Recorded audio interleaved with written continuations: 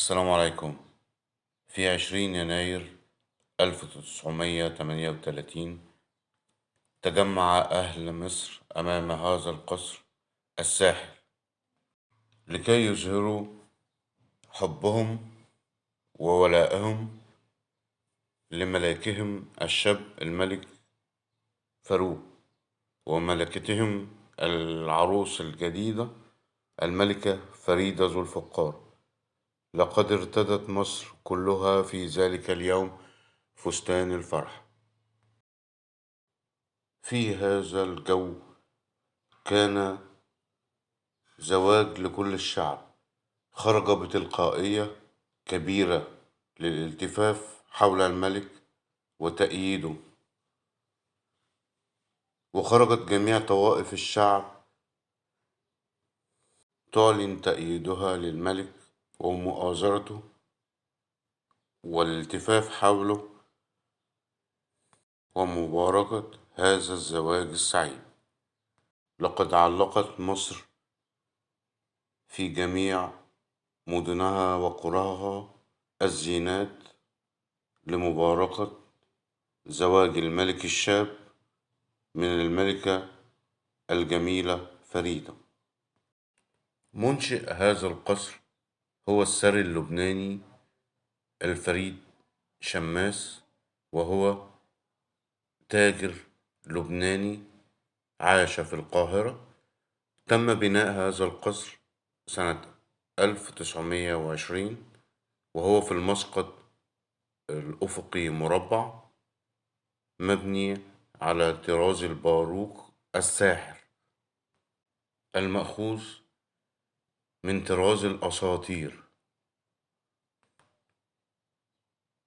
كانت عائلة الملكة فريدة تقيم في الإسكندرية، ولما رآها الملك فاروق وأعجب بها وقرر أن يتزوجها، فقرر أن يشتري هذا القصر من صاحبه لكي تقيم فيه الملكة فريدة حتى يتم الزفاف.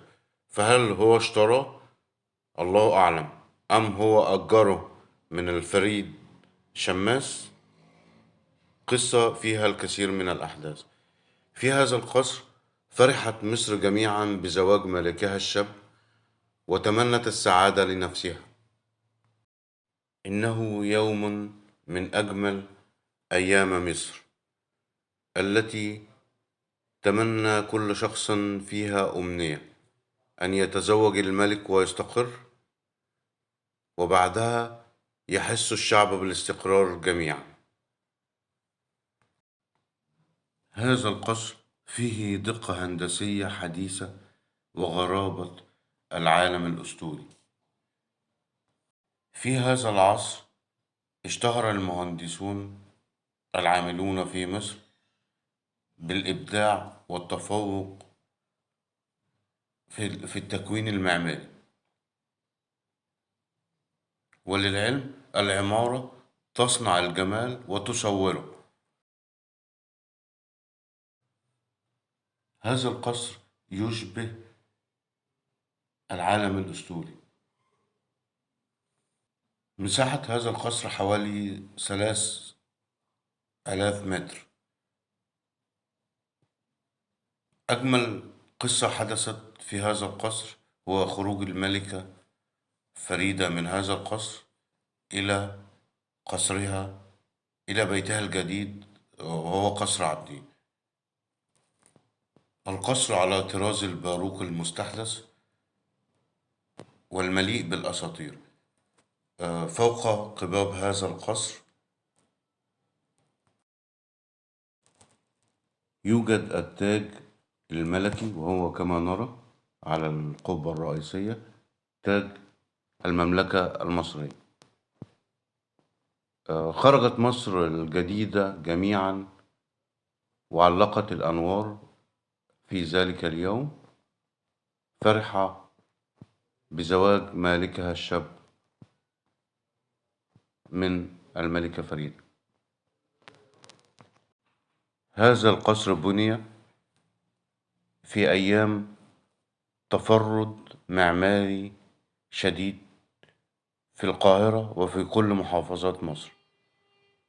خرجت العديد من أنواع العمارة وتنوعها وتفردها في كل مكان في مصر. القصر به 3 أدوار وبدروم، والبدروم كان يشغله المطبخ والخدم. القصر به حديقة كبيرة بها العديد من التماثيل الرخامية. القصر موجود في حي مصر الجديدة الراقي الشديد الرقي والممتلئ بالقصور. الدور الأول هو عبارة عن صالات استقبال. الدور الثاني كان مخصص للمعيشة.